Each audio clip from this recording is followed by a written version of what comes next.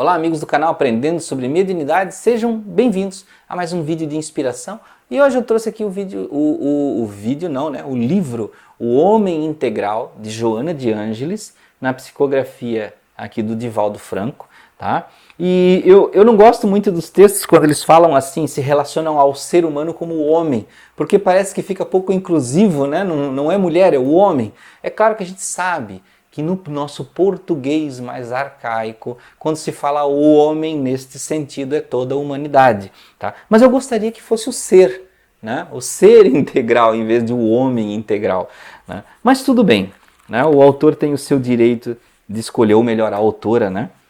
E vamos falar aqui em um dos temas da Joana de Ângeles, em Um Homem Integral, chamado fobia social, tá? E ela diz o seguinte aqui: pressionado pelas constrições de vária ordem, exceção feita aos fenômenos patológicos na área da personalidade, o indivíduo tímido, desistindo de reagir, assume comportamentos fóbicos. Neuroses e psicoses se lhe manifestam, atormentando-o e gerando-lhe um clima de pesadelo onde quer que se encontre. A liberdade que lhe é de fundamental importância para a vida perde o seu significado externo em face das prisões sem paredes que são erguidas nelas, encarcerando-se. Da melancolia profunda ele passa à ansiedade, com alternâncias de insatisfação e tentativas de autodestruição. E da desconfiança sistemática tomba por falta de resistências morais diante dos insucessos banais da existência. Nem mesmo o êxito nos negócios, na vida social e familiar, consegue minimizar-lhe o desequilíbrio que muitas vezes aumenta em razão de já não lhe sendo necessário fazer maiores esforços para conseguir, considera-se sem finalidade que justifique prosseguir.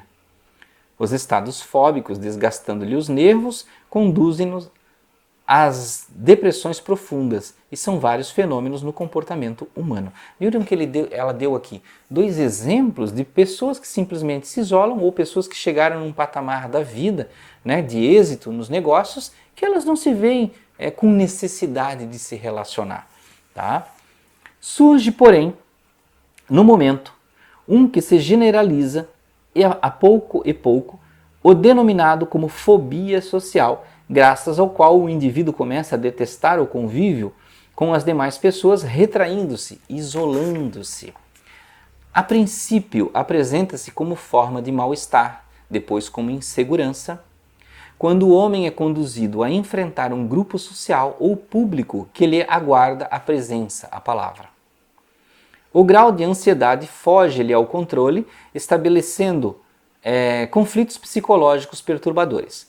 A ansiedade comedida é fenômeno perfeitamente natural, resultante da expectativa ante o inusitado, em face do trabalho a ser desenvolvido, diante da ação que deve ser aplicada como investimento de conquista, sem que isto provoque desarmonia interior com reflexos físicos negativos. Então, o que ela está falando aqui? Que é natural ter ansiedade. É natural, todo mundo tem ansiedade. Você compra uma coisa na internet, você fica ansioso que chegue. Está chegando o Natal, a gente fica ansioso pelo Natal. Está chegando o aniversário, a gente fica ansioso pelo aniversário. Está chegando o dia de visitar um amigo, a gente fica ansioso por visitar esse amigo. Então, nós temos as nossas ansiedades, porém dentro de um nível normal. Quando ela começa a transferir reações físicas para o nosso corpo, começa a ficar complicado. A fobia social impede uma leitura em voz alta, uma assinatura diante de alguém que acompanhe o gesto, segurar um talher para uma refeição, pegar um vaso com líquido sem o entornar. O paciente, nesses casos, tem a impressão de que está sob severa observação e análise dos outros, passando a detestar as presenças estranhas até os familiares e amigos mais íntimos. Então, parece que a pessoa com essa fobia, ela se sente o tempo todo sendo julgada. É claro que esse sentimento ele pode ter muitos outros aspectos. Tá? Então, tem muitos quesitos para se analisar e não dá para dizer que uma pessoa é só esta ou esta situação. Tá? E ela continua dizendo o seguinte: em algumas circunstâncias, quando o processo se encontra em instalação, a concentração e o esforço para superar o impedimento auxiliam-no, facultando-lhe somente relaxar-se e adquirir naturalidade após constatar que ninguém o observa, perdendo assim o prazer do diálogo em face da tensão gerada pelo problema.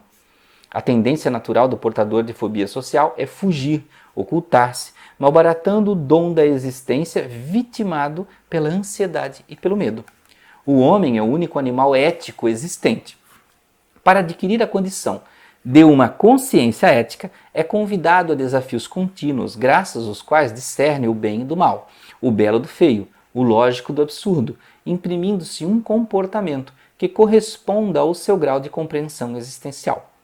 Aprofundando-se no exame dos valores, distingue-os, passando a viver conforme os padrões que estabelece como indispensáveis as metas que persegue, porquanto pretende constituir-lhe a felicidade.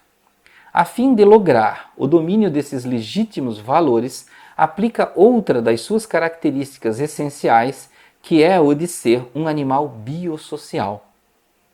A vida de relação com os demais indivíduos é-lhe essencial ao progresso ético. Isolado, aselvaja-se ou entrega-se a uma submissão indiferente, perniciosa.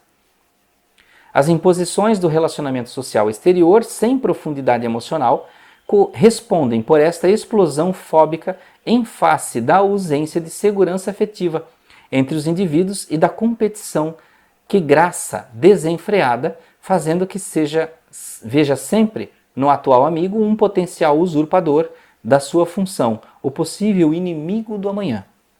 Tal desconfiança arma as pessoas de suspeição, levando-as a uma conduta artificial, mediante a qual se devem apresentar como bem estruturadas emocionalmente, superiores às vicissitudes, capazes de enfrentar riscos indiferentes às agressões do meio, porque seguras de suas reservas, de forças morais. Gerando instabilidade entre o que demonstram e aquilo que são realmente, surge o pavor de serem vencidas, deixadas à margem, desconsideradas. O mecanismo de fuga da luta sem quartel apresenta-lhes como alternativa saudável por poupar-lhes esforços que lhes parecem inúteis, desde que não se sentem inclinados a usar dos mesmos méritos de que se creem vítimas. Simultaneamente, as atividades trepidantes e as festas ruidosas mais afastam os amigos que dizem não dispor de tempo para o intercâmbio fraternal, a assistência cordial, receosos, por sua vez, de igualmente tombarem vitimados pelo mesmo mal que os ronda implacável. Nestas circunstâncias, mentes desencarnadas deprimentes se associam aos pacientes, complicando-lhes o quadro e empurrando-os para as psicoses profundas e irreversíveis. A desumanização do homem, que se submete aos caprichos do momento dourado das ilusões, conspira contra ele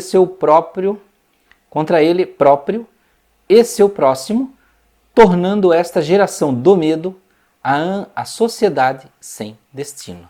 Então vejam como Joana de Ângeles descreveu aqui nesse livro o comportamento. Então, meus amigos, vejam que envolve muita coisa a questão da fobia. A pessoa pode ter um senso de julgamento exacerbado em relação a ela mesma, de querer ser perfeita, parecer mais aceita, mais inteligente, mais bonita. Então sempre ela se auto-julga tanto. E às vezes é um reflexo. Ela julga tanto o outro, que aí julgando muito o outro, ela cria um senso de valor muito alto para ela. Ela tem que estar em um patamar muito alto. E em qualquer momento que ela sinta-se abaixo, ela não vai conseguir socializar. A questão de também estar demonstrando capacidades, de estar de alguma forma se apresentando com um conceito que ela idealiza de perfeição, do que é normal, do que é saudável. E aí a pessoa fica envergonhada, se entristece, se enclausura, porque ela tem muitos julgamentos na cabeça dela, né? Às vezes também isso é impresso por outras pessoas, né? Que vão lá e falam, olha, você é feia, você é gorda, você é magra, você é baixo, tem um nariz grande, você não é inteligente, você é burro, toda vez que você abre a boca você fala bobagem.